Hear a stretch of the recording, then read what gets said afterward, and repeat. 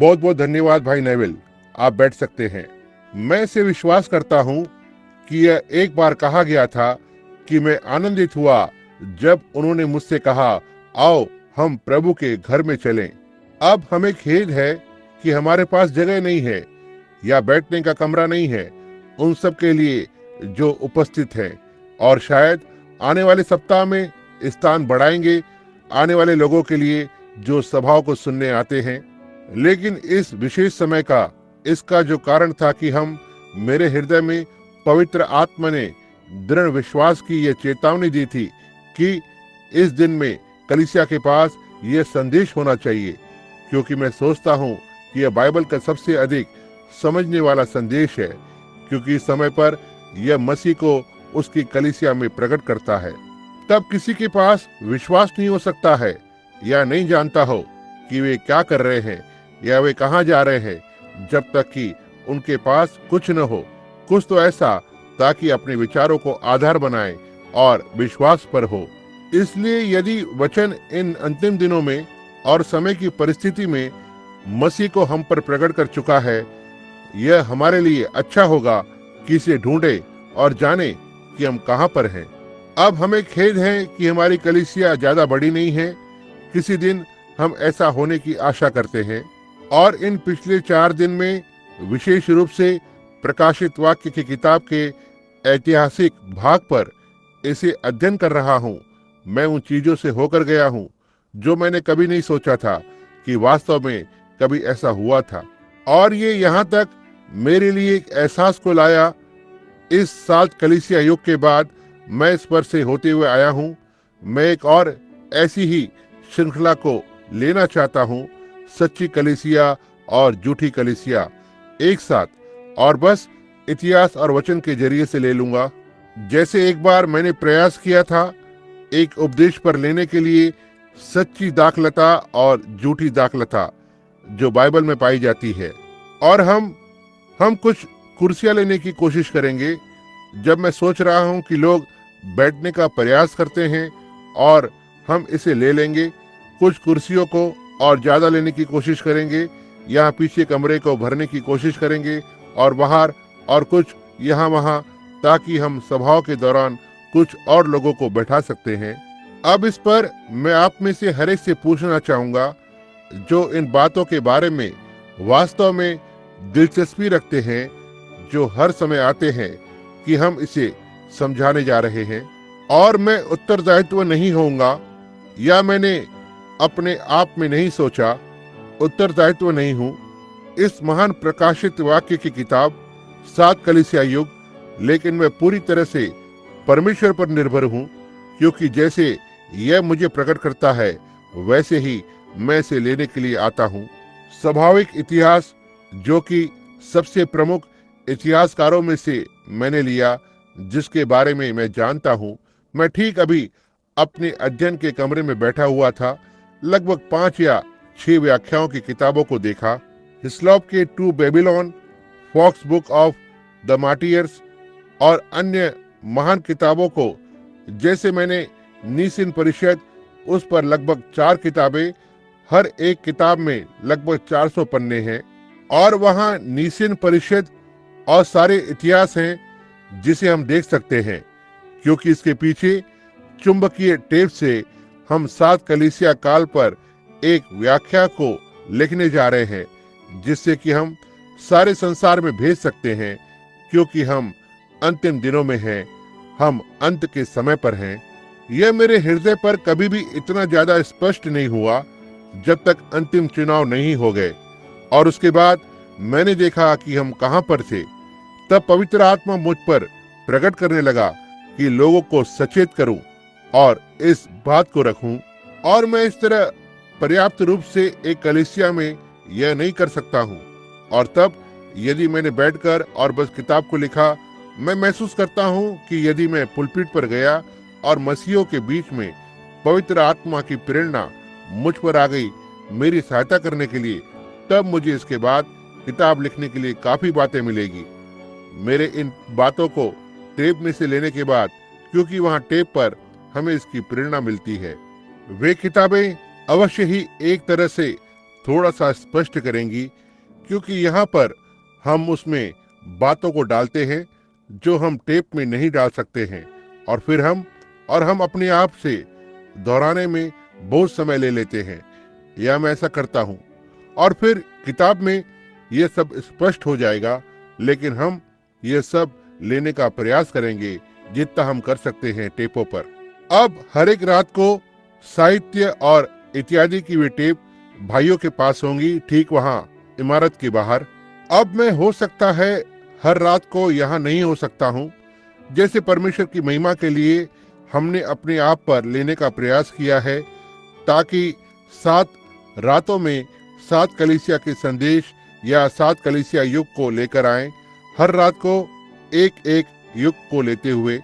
जैसे सोमवार रात को इफिसुस, मंगलवार की रात को स्मुरना, बुधवार की रात पेरगमुन, गुरुवार की रात थुआतीरा, शुक्रवार की रात सरदिस और शनिवार की रात फिलाडेल्फिया, और रविवार सुबह और रविवार की रात लौदकिया कलीसिया युग, जिसमें हम रह रहे हैं। मूल कलीसिया के ऐतिहासिक बातों को बताते हुए और लेखकों और इतिहासकार उस युग के दूत और संदेश और कलीसिया की दौड़, जैसा कि इसमें से होते हुए इस समय तक आए हैं। और यह देखना अद्भुत है कि उस वचन की हर एक भविष्यवाणी इतिहास के साथ दृढ़ रूप से पूरा करती है, बस ठीक ठीक इसके विचारधारा तक। इसने मुझे यहाँ तक कल बहुत ही चकित कर दिया। यहाँ तक मैं पढ़ता ही रहा जब तक मुझे महसूस नहीं होने लगा कि मेरी आंखें सूज गई है, और मैं बाहर आ गया। और मैंने पत्नी से कहा, मैंने कभी इस तरह से सपने में भी नहीं सोचा था। समझे, ये कितना महान था। और अब कभी कभी मैं हो सकता है इस सब को एक ही रात में नहीं ले सकूं, कलीसिया को, कलीसिया के लिए संदेश को, और यदि मैं इसे एक ही रात में नहीं ले सकता हूं तो अगली सुबह 10 बजे ले लूंगा। हर रात को घोषणा की जाएगी, जो बाकी लोग आकर और सुनना चाहते हैं, क्योंकि हम कोशिश करेंगे कि इसे टेप करें। मैं सुबह 10 बजे से लेकर दोपहर तक दिन में, ताकि इसे लाने की कोशिश करूं बाकी के संदेश को, क्योंकि वे इसे टेप पर सुन सकते हैं। ना ही हमने घोषणा की है कि कोई भी चंगाई की सभा नहीं होगी, क्योंकि हम बाइबल के भविष्यवक्ता के शब्दों के नीचे बने रहने का प्रयास कर रहे हैं। तब हमारे पास अभी हाल ही में एक चंगाई की सभा हुई थी। इसके बाद जब ये सभाएं समाप्त हो जाती हैं, तब हमारे पास फिर से उसी स्थान पर एक चंगाई की सभा होगी। लेकिन अब मैं इसे वास्तव में स्पष्ट करना चाहता हूँ, इसलिए कि अब हर कोई वहां पर इसे याद कर रख सकता है। यह हो सकता है काटेगा और अलग करेगा, और हम सभी को एक बड़ी हिलावट को देगा। लेकिन मैं वचन प्रचार करने के अलावा किसी भी बात के लिए उत्तरदायी नहीं हूँ। ये ऐसा ही है, बस सीधे वचन को पकड़े रहूंगा। और बहुत सी बार हो सकता है इस कलीसिया के युगों में हो सकता है किसी संप्रदाय पर दोष को लगाए, और यदि ये ऐसा करता है तो इसका अर्थ कठोरता से नहीं है। यह तो केवल यह बताना है कि वचन ऐसा कहता है, और मेरे पास इसका जो प्रकाशन है। और यदि आप सोचते हैं कि मैं इसमें गलत हूं, तो इसे मेरे प्रति कुछ विरोध में मत रखना। केवल मेरे लिए प्रार्थना करें कि परमेश्वर मुझे दिखाए कि क्या सही है, क्योंकि मैं अवश्य ही सही होना चाहता हूं।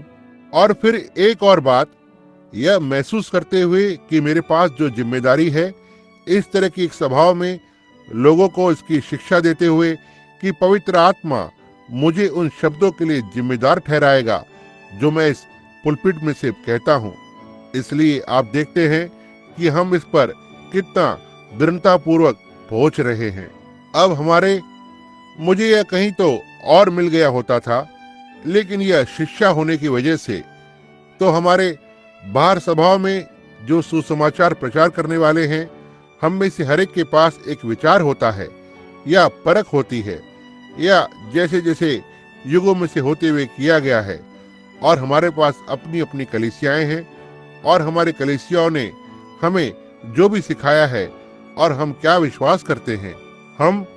मुझे किसी और के कलीसिया में जाना पसंद नहीं है, या उस तरह के लोगों के बीच में और ऐसा कुछ कहें जो लोगों को सिखाया गया हो जो इसके विपरीत होता है। क्योंकि कुछ भी हो, मैंने स्पष्ट रूप से प्रयास किया है, अपने कथन को दिया है। यदि कोई मनुष्य कैथोलिक है और वह कैथोलिक कलीसिया के उद्धार पर निर्भर है तो वह खत्म हो जाता है। यदि वह बैप्टिस्ट है, बैप्टिस्ट कलीसिया पर निर्भर है तो वह खत्म हो जाता है। या एक पेंटिकॉस्टल कलीसिया पर निर्भर करता है कि उसे बचाए, वह खत्म हो जाता है। लेकिन कोई भी कलीसिया, लेकिन यदि वह व्यक्ति दृढ़तापूर्वक उस कलवरी पर मसीह के समाप्त किए हुए कार्यों में विश्वास पर विश्राम कर रहा है तो वह बच जाता है। मैं परवाह नहीं करता हूं कि वो कौन सी कलीसिया से संबंध रखता है, क्योंकि विश्वास के द्वारा तुम बचाए गए हो और यह अनुग्रह से है। अब कभी कभी ऐसा करने में फिर मैं सोचूंगा, यहाँ मेरी अपनी छोटी सी इमारत में, जिसे हमने बहुत वर्ष पहले आरंभ किया था, तब कुछ पुराने ठोस पत्थरों के ब्लॉक और चीजों से बनाया था, और यह एक प्रकार से हमारे लिए एक पवित्र स्थान है। हम यह नापसंद करते हैं, इसे बदलते हुए देखने से नापसंद करते हैं, क्योंकि यह वो स्थान है जहाँ परमेश्वर पहले हमसे मिलना आरंभ किया, जब यहाँ तक इसमें कोई हमारे पास मंजिला भी नहीं थी। लेकिन इसमें एक स्थान होना है, क्योंकि अब ये पुराना भी हो रहा है और हम यहाँ इस एक कलीसिया के साथ इस ब्लॉक को भरने के लिए यहाँ एक इमारत के निर्माण की योजना में है। अब उस वक्त तक मैं महसूस करता हूँ कि जब मैं प्रचार के कार्य क्षेत्र पर वापस आता हूँ, जहाँ पर मैं भाइयों को ठेस नहीं पहुँचाऊंगा और या संदेश और इत्यादि के द्वारा ठेस न पहुँचाऊं, तब ये मुझे अधिकार देता है कि मैं खुद की राय को व्यक्त करूं यहाँ पुलपिट से। और सो यदि आप कहते हैं मुझे इस बात से थोड़ा अलग सिखाया गया है, मैं और तब इसमें हम तब किसी को भी आमंत्रित करना चाहते हैं जो भी आना चाहते हैं। समझे, यहाँ कोई भी इसे प्रायोजित नहीं कर रहा है या जो कुछ भी है, यहाँ पर ये भवन है और जो भी आना चाहता है उसका बस आने के लिए स्वागत है। बस सीधा आ जाओ। इसलिए मैं आपको आमंत्रित करता हूं कि वे अपनी बाइबल को लेकर आएं हर एक सभा में और एक कलम और कागज को लाएं। और अब सारी टिप्पणियों और इत्यादि के साथ मैं सारी किताबें नहीं ला सकता था, इसलिए मैंने कुछ लिख कर रखा है। यहाँ कागज पर लिख दिया है। इतिहास और टिप्पणियों से हर बार कुछ छोटी छोटी बातों को लिख देता हूँ और इत्यादि, जिससे कि मैं यहाँ लिखी हुई बातों में से तब पढ़ सकता हूँ, बजाय किताब को लेकर और पन्नों को आगे पीछे पलटाने के। हालांकि जब ये वचन की बात आती है तो हम बाइबल का उपयोग करेंगे और टिप्पणियों में मैं समझाऊंगा या इतिहास में से इतिहासकार कौन था जिसने इसे कहा और इत्यादि। उसके बाद अवश्य ही आने वाली किताब की वृत्तांत में, क्योंकि उसके बाद हम इसे सही प्रकार से टाइप कर सकते हैं और सब कुछ सही रीति से कर सकते हैं। अब हम वह सब कुछ करेंगे जिससे हम जल्दी से आरंभ कर सकते हैं और जितनी जल्दी संभव हो सके पूरा करेंगे। यह 8 दिन की सभाएं होंगी, रविवार से लेकर रविवार तक। आज सुबह मैं प्रकाशित वाक्य की किताब से प्रकाशित वाक्य का पहला अध्याय आरंभ कर रहा हूं और प्रकाशित वाक्य 3 भागों में निर्धारित किया गया है और जो पहले के 3 अध्याय हैं उसमें से हम इन 8 दिनों में बताते रहेंगे, जबकि एक कलीसिया काल के लिए हमें 1 महीना लग सकता है। लेकिन हमें केवल ऊपर ऊपर की मुख्य बातों को लेना होगा जब हम इसे बताते हैं। फिर जब आपको किताब मिलेगी तो इसे विस्तार में लिखा जाएगा। अब प्रकाशित वाक्य पहले 3 अध्याय जो कलीसिया के साथ व्यवहार करता है, उसके बाद कलीसिया गायब हो जाती है। हम उसके बाद इसे अंत समय तक नहीं देखते हैं। प्रकाशित वाक्य 1 से लेकर 3 तक जो कलीसिया के लिए है, प्रकाशित वाक्य 4 से 19 इजराइल के लिए है जो एक राष्ट्र है, और 19 से 22 जो दोनों के लिए एक साथ है, और अंत में विपत्तियां और चेतावनियां और इत्यादि 3 भागों में निर्धारित है। देखा, और हम पहले 3 अध्यायों को ले रहे हैं जो कलीसिया से संबंधित है और जिस कलीसिया युग में हम रह रहे हैं। अब पहले यह एक प्रकार से रूखा रूखा लग सकता है, क्योंकि हमें पीछे जाकर और एक बुनियाद को बनाना है। मैंने प्रार्थना की है और इसका अध्ययन किया है और वह सब कुछ किया है जो मैं कर सकता था, पवित्र आत्मा के अनुभूति को पाने का प्रयास करने के लिए कि कौन से तरीके से इसे रखा जाए जिससे लोग इसे देख सके और जिससे कि आप हो सकता है इसे देखने में यह स्पष्ट हो जाए और आपका मसीह के नजदीक आने का कारण बने, क्योंकि हम अंत समय पर हैं।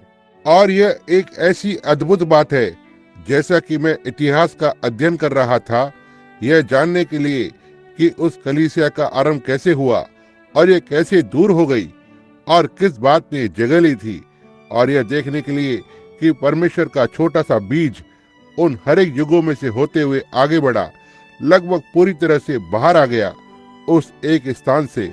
अब कल रात हम आरंभ करेंगे और एक यहाँ चार्ट है, चार्ट नहीं, मेरा मतलब एक ब्लैक बोर्ड है जिसे मैं आपको एक तरह से ब्लैक बोर्ड से सिखाना चाहता हूँ। मैं सोचता हूँ कि रविवार स्कूल के शिक्षक उसमें से एक के पास एक ब्लैक बोर्ड होता है। मैं इसे पीछे देख रहा हूँ। मैं देखरेख करने वाले को लेकर इसे यहाँ सामने ऊपर लगा दूंगा, जिससे मैं उस ब्लैक बोर्ड से सिखा सकता हूँ और इस पर लिख दूंगा, जिससे आप निश्चित हो जाएं और आप इसे अपने कागज पर बना सकते हैं और इत्यादि, और इसे नजदीक से समझ सकते हैं जब हम इसे ला सकते हैं। लेकिन मैं आरंभ करने से पहले केवल यह कहना चाहता हूँ, कलीसिया के युगों के आरंभ को देखें और ये देखें कि कैसे प्रेरितों, सिद्धांतों और उन बातों को जिसे उन्होंने सिखाया और बाइबल के सिद्धांत, और फिर उस कलीसिया को देखें जो प्रेरितों का दूसरा दौर था, यह किस तरह से धुंधला होना आरंभ होने लगता है, जो वास्तविक सच्ची शिक्षा थी। तीसरा दौर बहुत दूर होता चला गया। चौथे दौर पर यह एक ठंडे गुनगुने में धुंधला हो गया था। उस कलीसिया ने एक गुनगुनी कलीसिया को लेकर आया और फिर एक आत्मा से भरी कलीसिया, जिसे मैं इसे ईश्वरी सम्मान के साथ कहता हूँ, हर एक मनुष्य के धर्म के लिए आरंभ से लेकर इस समय तक वास्तविक सच्ची कलीसिया या पेंटिकॉस्टल कलीसिया रही है। यह सच बात है। परमेश्वर ने इस कलीसिया को बचा कर रखा है। मैं अक्सर सोचता हूँ, जब यीशु ने टिप्पणी की, कहा, डर मत छोटे झुंड, यह तेरे पिता को भाया है कि तुझे राज्य को दे। मैं अक्सर सोचता था कि इसका क्या मतलब है, लेकिन मैं इसे अब समझता हूँ। पिछले हफ्ते हमारी शेवरेपोर्ट लुइसियाना में सभा हुई, जो मेरे जीवन की अब तक की सबसे बड़ी आत्मिक सभा थी जिसमें मैं गया हूँ। शेवरेपोर्ट मेरे पास 2 दिन की छुट्टी थी और मैं केंटकी में भाई वुड के साथ वहां गया, जो कलीसिया के डीकन में से एक हैं, या मेरा मतलब खजांची हैं। हम शिकार करने के लिए गए। हम जंगल में चले गए। मैंने एक पहली गिलहरी पर गोली चलाई और मैंने कहा, मैं बस इंतजार करूंगा, क्योंकि कोई तो कुछ कुत्तों को लेकर आ रहा था। और मैंने कहा, मैं तब तक इंतजार करूंगा जब तक गिलहरी छेद से बाहर नहीं आ जाती। वे पेड़ों में भागती रहती है, छेद में चली जाती हैं और वे छिपी रहती हैं। अब मैंने कहा, जब वे बाहर आती हैं, मैं यहाँ बैठकर और इंतजार करूंगा, क्योंकि ये वास्तव में ठंडा और रूखा मौसम था और कान जल रहे थे, और आप घाटी से होकर आने वाली तेज हवाओं को तो जानते हैं। मैंने कहा, मैं तब तक इंतजार करूंगा जब तक गिलहरी बाहर नहीं आ जाती। और ज्यादा समय तक मैं वहां नहीं बैठा था कि तभी पवित्र आत्मा ने कहा, उठ और उस स्थान पर जा जिसे तुम शिकारियों की घाटी कहते हो, वहां मैं तुमसे बात करूंगा। और मैं इस स्थान पर चला गया जिसे मैंने शिकारियों की घाटी नाम रखा था, क्योंकि इसका कारण ये है कि मैं उन घाटियों का नाम मैंने खुद रखा था, क्योंकि इससे मैं जान पाता था कि मैं कहां पर था। शिकारियों की घाटी, क्योंकि उनके पास मैं वहां पर गया और मैंने एक पेड़ पर 16 गिलहरियों को बैठा हुआ देखा। एक दायरे से गोली को चलाया और वहां से चला गया, और यही वो शिकार होता जिसे किया जाता तो मैं इसे शिकारियों की घाटी कहता हूँ। और उसने मुझसे कहा, जिस स्थान को तुम शिकारियों की घाटी कहते हो, ऐसा नहीं है कि उसने इसका नाम रखा, लेकिन मैंने इसका नाम रखा।